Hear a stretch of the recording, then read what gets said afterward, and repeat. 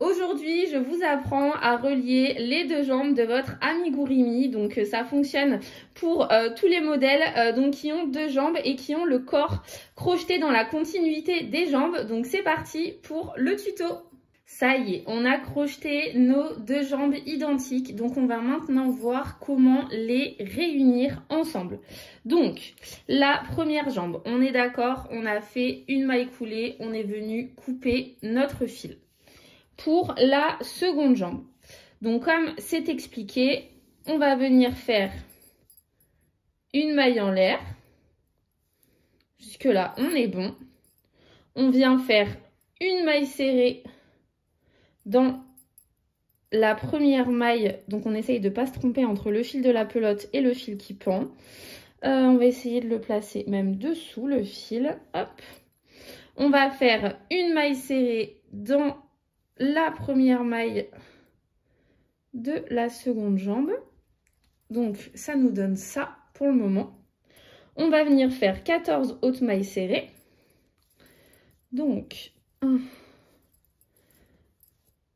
2, 3,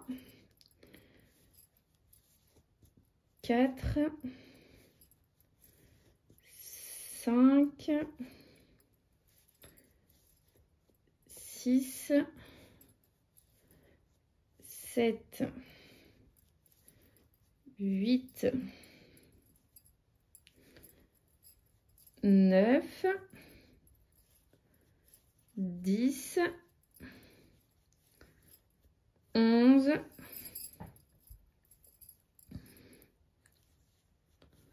12, 13, 14. Donc là, ok, on a notre première maille serrée plus les 14.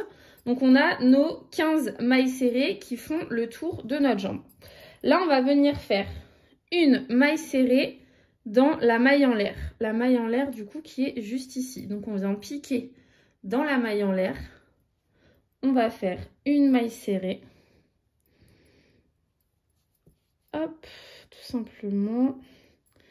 Et là, c'était le marqueur donc, de la première maille du rang de la seconde jambe. On l'enlève et on vient crocheter à partir de cette maille dans la seconde jambe 15 mailles serrées. Donc 1,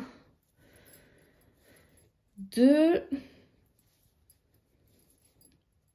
3,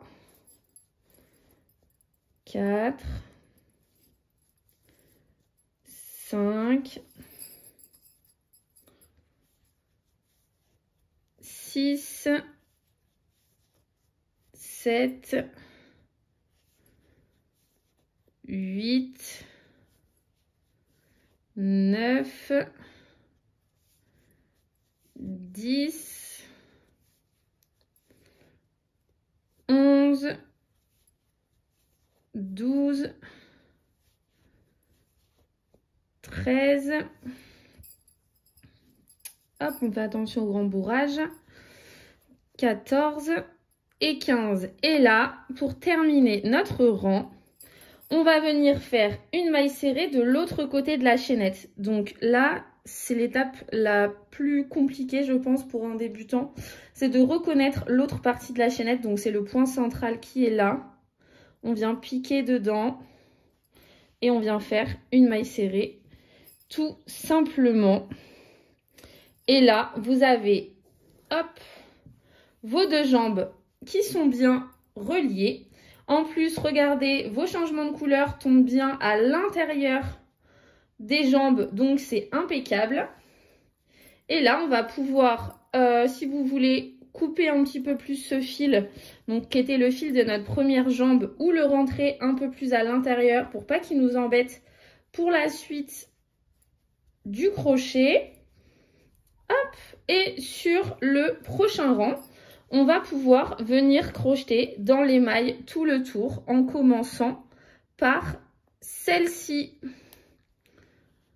Voilà, j'espère que ce petit tuto vous aura aidé. N'hésitez pas si vous avez des questions à me contacter sur mes réseaux. Je vous fais des bisous. Je vous dis à très vite et bon crochet!